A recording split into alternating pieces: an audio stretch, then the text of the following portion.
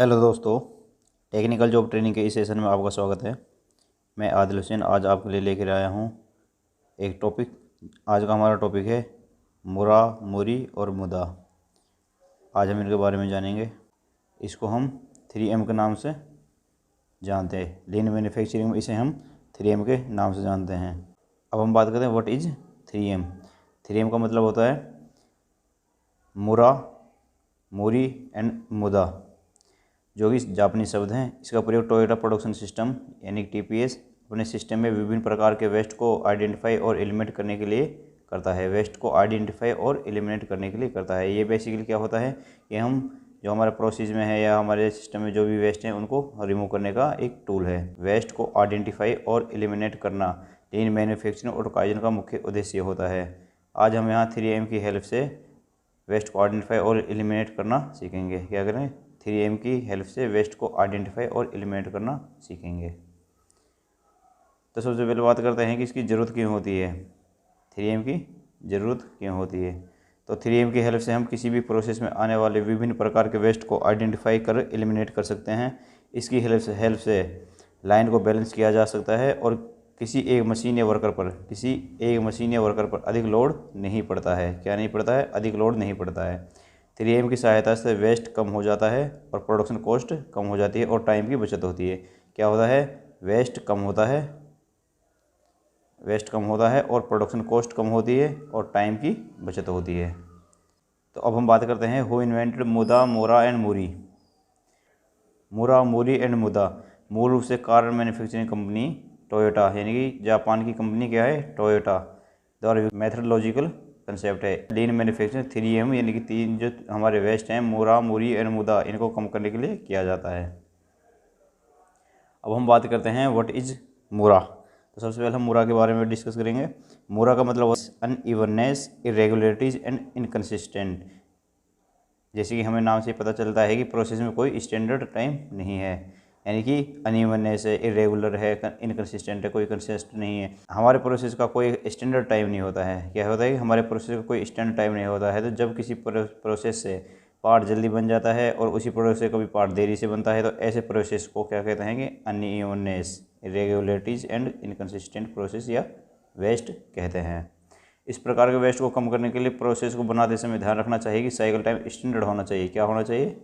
Cycle time standard होना चाहिए। इस वेस्ट को कम करने के लिए हमें लाइन को सभी प्रोसेस की साइकिल टाइम स्टडी करनी चाहिए और लाइन बैलेंस करनी चाहिए। क्या करनी चाहिए? लाइन को बैलेंस करना चाहिए, जिससे कि हमारा प्रोडक्ट फ्लो में निकलता रहे और हर बार सभी प्रोसेस का साइकिल टाइम एक जैसा है। कैसा होना चाहिए? साइकिल टाइम एक जैसा होना चाहिए।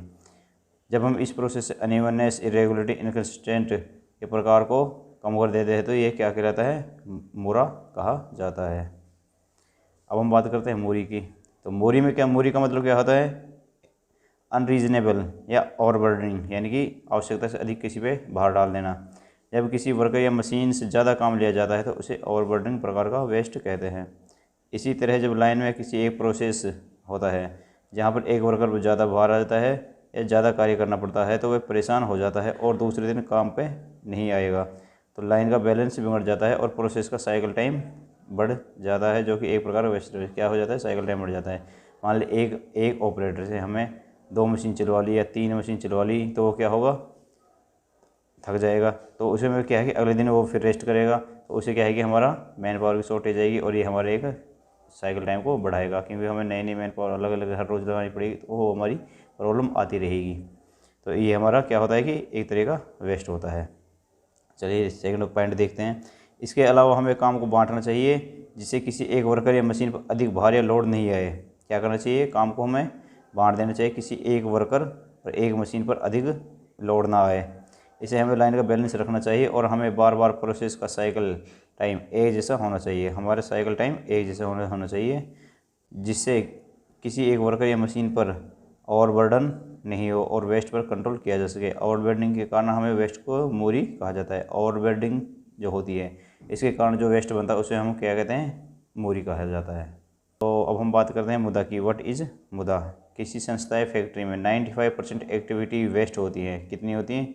95% एक्टिविटी वेस्ट होती है। केवल 5% जो एक्टिविटी हैं हमारी वही फैक्ट्री को वैल्यू देती हैं। एक्टिविटी 2 प्रकार की होती है, number 1 value added activity, number 2 non value added activity.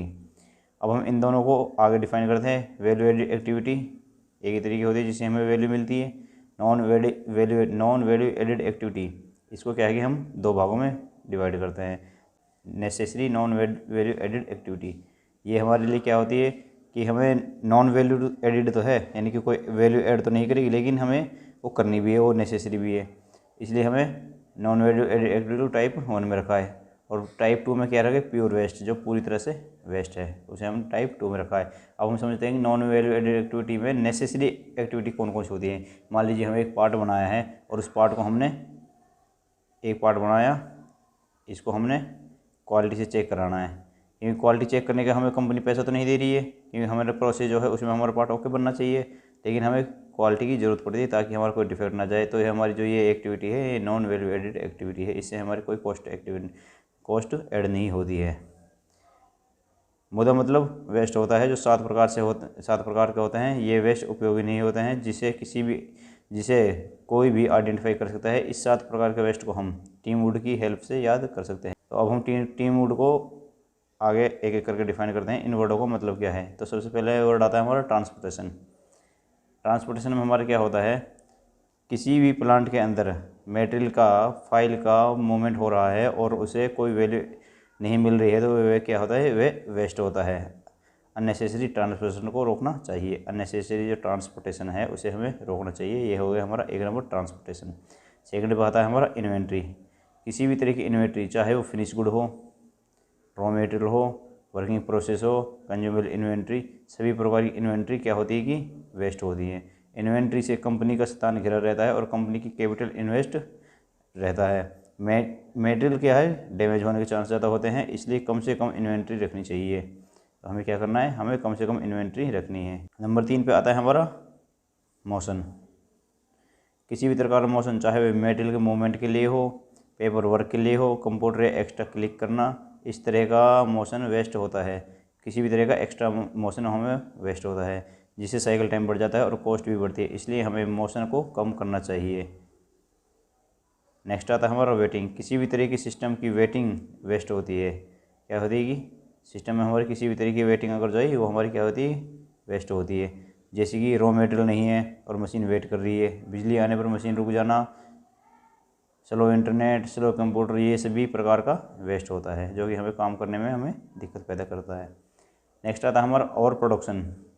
Over production को वेस्ट माना जाता है क्योंकि ओवर प्रोडक्शन से इन्वेंट्री बढ़ती है, मटेरियल डैमेज हो सकता है, स्थान घेरेगा, रख रखाव का ध्यान रखना पड़ेगा, इसलिए ओवर प्रोडक्शन को नहीं करना चाहिए। और प्रोसेस में हमें क्या होता है, और प्रोसेसिंग को भी वेस्ट माना गया है। अगर आपको एक बार इंस्पेक्शन कर लिया तो दूसरी बार इंस्पेक्शन कर रहे हैं तो वेस्ट है, जिससे कि डिफेक्ट जनरेट होने की संभावना बढ़ जाती है। मान लें हम क्या करते हैं, जनरली क्या होता है, एक बार हमने ये लोड हमने चेक कर लिया, लेकिन पूरी तरह से सिक्योरिटी नहीं हुई, फिर उसे दोबारा चेक करने के लिए मैन पावर लगा देते हैं हम। ये क्या है कि हमारा एक बार जब चेक हो तो दूसरी बार हमारा चेक करने की ज़रूरत नहीं है। तो ये हमारा क्या होता है कि बार बार और प्रोसेस करना वेस्ट माना जाता है। नेक्स्ट है हमारा डिफेक्ट। किसी भी तरह का रिजेक्शन या रिवर्क हो रहा है तो वो क्या होता है कि वेस्ट होता है। इसके कारण क्या हो सकते हैं, जैसे कि man, material, method, machine, mother nature and measurement. Defect के कारण कॉस्ट बढ़ जाती है और कस्टमर संतुष्ट नहीं होता है, और हमें एटलीस्ट क्या करना है, कस्टमर को ही संतुष्ट करना होता है। तो इस तरीके से आज हमने बारी बारी से सारे डिफेक्ट को ध्यान से देखा है हमने। लेकिन इसके अलावा हमारा एक आर्ट और डिफेक्ट और आया है, वो डिफेक्ट है नॉन यूटिलाइज ऑफ टैलेंट। यानी कि हम अपने एम्प्लॉय की जो हमारी टैलेंट है उसको हम यूटिलाइज नहीं कर पा रहे हैं, ये भी हमारा एक वेस्ट है। मान लें किसी के पास स्किल है,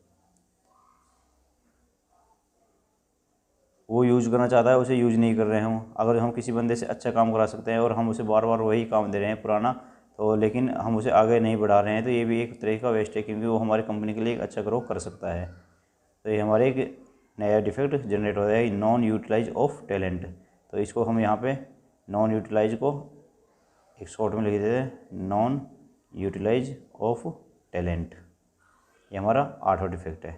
तो इसी के साथ हमारा 3M यानी मोरा, मोरी एंड मुदा, ये हमारा टॉपिक ख़त्म होता है। आज का ये टॉपिक आपको कैसा लगा हमें कमेंट करके ज़रूर बताइएगा। Thank you.